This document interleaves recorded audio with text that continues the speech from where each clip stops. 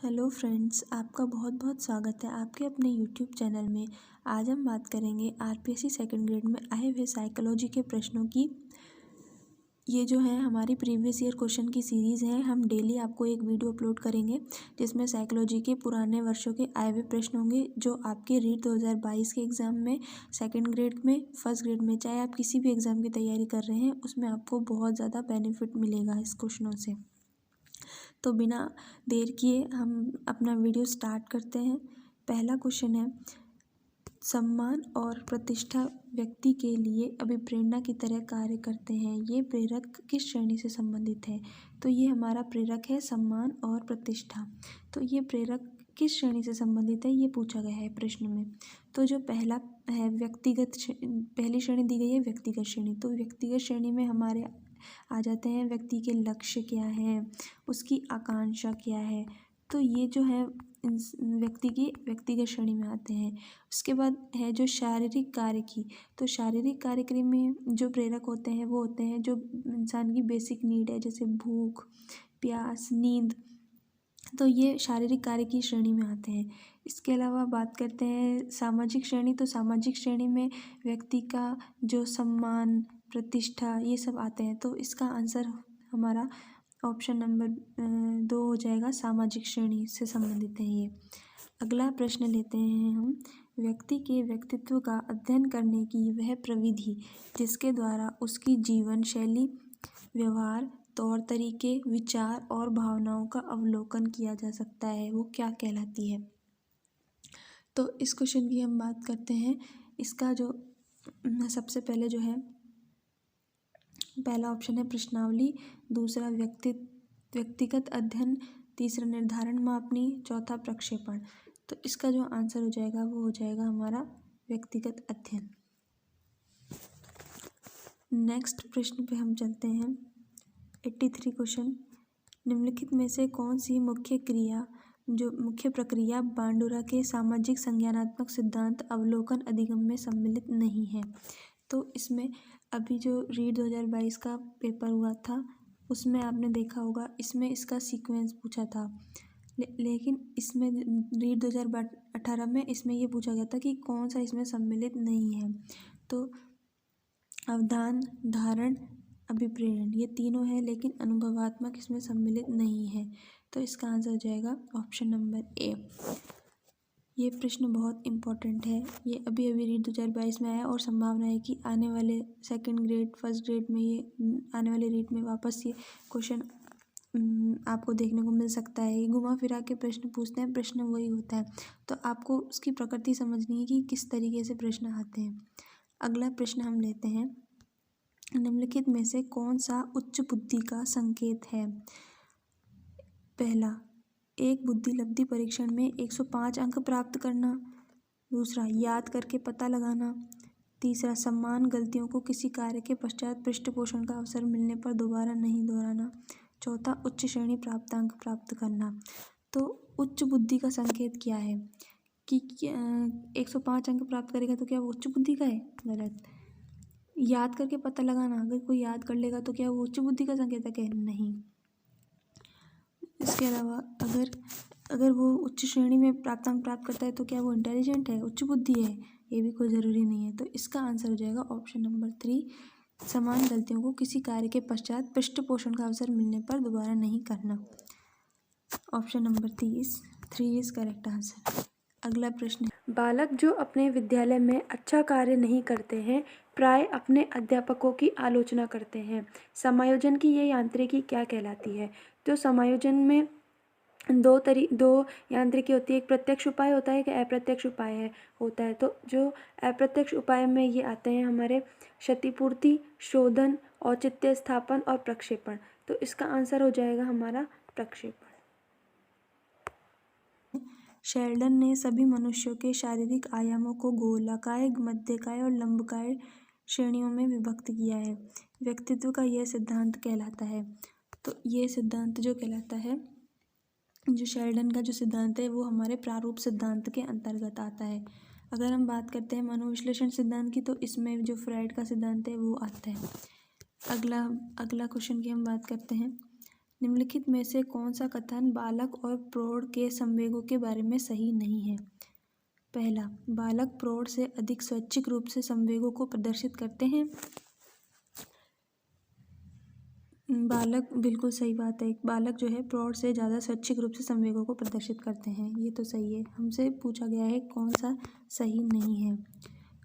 अगला है ऑप्शन, बालक के संवेग प्रौढ़ों की तुलना में कम होते हैं। नेक्स्ट ऑप्शन है, बालक प्रौढ़ की तुलना में क्षीण उद्दीपन के प्रति भी संवेगात्मक व्यवहार करता है।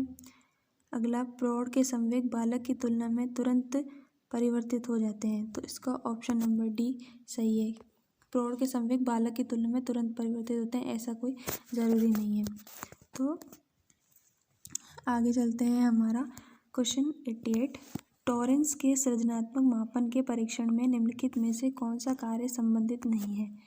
पहला, सामान्य वस्तुओं का असामान्य उपयोग, ये तो सम्मिलित है। एक लंबी कविता को याद करना, देखिए इसमें सृजनात्मकता की बात हो रही है, तो ऑप्शन में भी सृजनात्मकता से रिलेटेड होगा, वो तो इसका ऑप्शन होगा। लेकिन ये नहीं का पूछ रहा है, तो जो सृजनात्मक से रिलेटेड नहीं है वही इसका आंसर होगा। तो देखिए, चित्र निर्माण करना, ये सृजनात्मकता से रिलेटेड है, ये होगा। पूछो और अनुमान लगाओ, ये भी सृजनात्मकता से रिलेटेड है, ये भी होगा। तो एक लंबी कविता को याद करना, तो ये कोई सृजनात्मकता नहीं है। ये याद करना, तो ये सृजनात्मकता नहीं है, तो ये संबंधित नहीं है। इसका ऑप्शन नंबर 2 करेक्ट हो जाएगा। अगला प्रश्न है हमारा, निम्नलिखित में से कौन सी अवस्था में शारीरिक विकास की दर सबसे धीमी गति से होती है?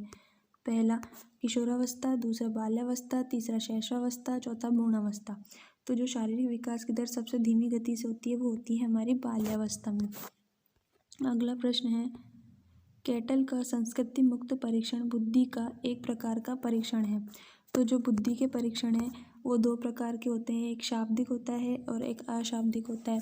शाब्दिक और अशाब्दिक में भी 2 प्रकार होते हैं, व्यक्तिगत और सामूहिक। तो ये जो कैटल का संस्कृति मुक्त परीक्षण है वो हमारा अशाब्दिक परीक्षण है। इसके बाद हम बात करते हैं नेक्स्ट क्वेश्चन की, धीमी गति से सीखने वाले बालकों के लिए कौन सा प्रावधान सबसे ज़्यादा उपयुक्त है? तो जो बच्चा धीमी गति से सीखता है उसके लिए हमारे को क्या इम्पोर्टेंट चीज़ है जो उसके लिए सही रहेगा? पहला, संवर्धन करना, दूसरा त्वरण करना, तीसरा प्रतियोगिता करना, चौथा उपचारात्मक शिक्षण करना। तो जो धीमी गति से बच्चा सीखता है उसके लिए सबसे इम्पोर्टेंट जो है उपचारात्मक शिक्षण, जो भी उसमें कमियां हैं उसका पता लगा के उसका उपचार करना। तो ये इसका उपचारात्मक शिक्षण करेक्ट हो जाएगा। त्वरण का मतलब होता है कि जैसे कोई बच्चा फर्स्ट क्लास में है तो उसको सेकंड से फर्स्ट क्लास में है तो उसको प्रमोट कर देना आगे। तो ये धीमी गति वाले बच्चे के लिए तो बिल्कुल सही नहीं होगा, तो ये तो गलत हो जाएगा। संवर्धन ये भी गलत हो जाएगा, प्रतियोगिता ये भी गलत हो जाएगा। तो इसका आंसर हो जाएगा उपचारात्मक शिक्षण। अगला है हमारा क्वेश्चन, निम्नलिखित में से कौन सा कथन एक बालक का एक व्यक्ति के रूप में विकास के बारे में सही है? पहला, विकास आनुवंशिकी का परिणाम है। विकास एक यादृच्छिक प्रारूप द्वारा होता है। विकास एक संचयी प्रक्रिया है। विकास के विभिन्न पक्ष पृथक हैं। तो इसका जो आंसर हो जाएगा वो हो जाएगा विकास एक संचयी प्रक्रिया है। ये एक आपको याद रखना है कि विकास एक संचयी प्रक्रिया। जब हम विकास का टॉपिक पढ़ेंगे तब कुछ विशेष रूप से कुछ चीज़ें याद रखने योग्य हैं, उनको हमको याद रखना है। जैसे ये आपको याद रखना ही पड़ेगा कि विकास एक संचयी प्रक्रिया है। ठीक है, आगे हम बात करते हैं नेक्स्ट क्वेश्चन की। एक अध्यापक के लिए शिक्षा मनोविज्ञान का शैक्षिक निहितार्थ है। मतलब अगर एक अध्यापक अगर मनोविज्ञान जानता है तो उसके अंदर क्या निहितार्थ होगा उसका? पहला, बालक विद्यार्थियों को समझना, विज्ञान के नियमों को कक्षा में अनुप्रयोग करना, विद्यालय की समस्याओं का प्रभावी तरीके से समाधान करना, या विश्व के बारे में गलत संप्रत्यय को सुधारना। तो इसमें जो शिक्षा मनोविज्ञान है उसमें विश्व के बारे में सुधारना, इसमें तो कोई सही ऑप्शन नहीं है। विद्यालय में भी कोई सही नहीं है। विज्ञान के नियमों को प्रयोग करना, ये भी सही नहीं है। सो जो मेन निहितार्थ होगा वो होगा बच्चों को समझना। तो इसका ऑप्शन नंबर ए करेक्ट हो जाएगा। अगला प्रश्न है 94, एक कक्षा में विद्यार्थी समूहों में एक प्रायोजना पर मिलकर कार्य करते हैं, ये किसका उदाहरण है? तो इसमें 2 चीज़ आ रही है। मिलकर कार्य कर रहे हैं तो सामाजिकता बढ़ रही है, समूह में कार्य कर रहे हैं और किसी चीज़ का निर्माण हो रहा है, प्रायोजना हो रहा है, तो इसका सीधा सीधा आंसर हो जाएगा सामाजिक निर्मितवादी उपागम। Option number 3 is correct. अगला प्रश्न है हमारा, रोहन बाहुबली की नवीनतम चित्रकथा की पुस्तक पढ़ रहा है क्योंकि वह यह देखने के लिए इंतजार नहीं कर सकता कि बाहुबली और उसके परिवार के साथ क्या घटित हुआ। यह सर्वोत्तम उदाहरण है केवल आंतरिक अभिप्रेरणा का, केवल बाह्य अभिप्रेरणा का, आंतरिक और बाह्य दोनों का, या ना तो आंतरिक ना तो बाह्य। तो ये जो है अंदर से बच्चे के आ रहा है कि क्या हुआ होगा, मुझे देखना है क्या घटित हुआ होगा। तो ये सबसे अच्छा उदाहरण है आंतरिक अभिप्रेरणा का, जो अंदर से आती है अपने आप। उसके बाद नेक्स्ट प्रश्न है, बुद्धि के त्रितंत्रीय सिद्धांत के अनुसार बुद्धि विश्लेषण सृजनशील और व्यवहारिक रूप से अंतर्गत आती है। बुद्धि के किस सिद्धांत का विकास किया है? तो बुद्धि के सिद्धांत बहुत इंपॉर्टेंट है, इनको अच्छे से आपको लर्न करना है। तो जो हमारा थर्स्टन है, थर्स्टन ने जो दिया था समूह तत्व का सिद्धांत दिया था, और ये त्रितंत्रीय का सिद्धांत दिया था स्टर्नबर्ग ने दिया था।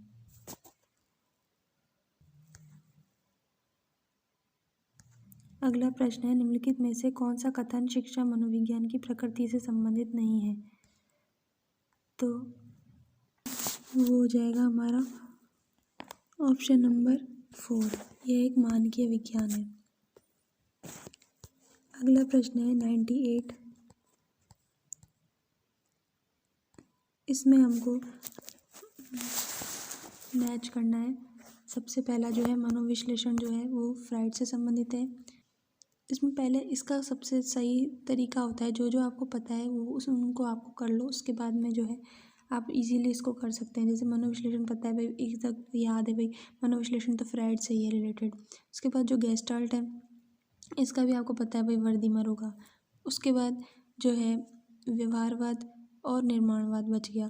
तो जो निर्मितवाद है वो है वाइगोत्स्की से संबंधित, और व्यवहारवाद है वो है CL हल।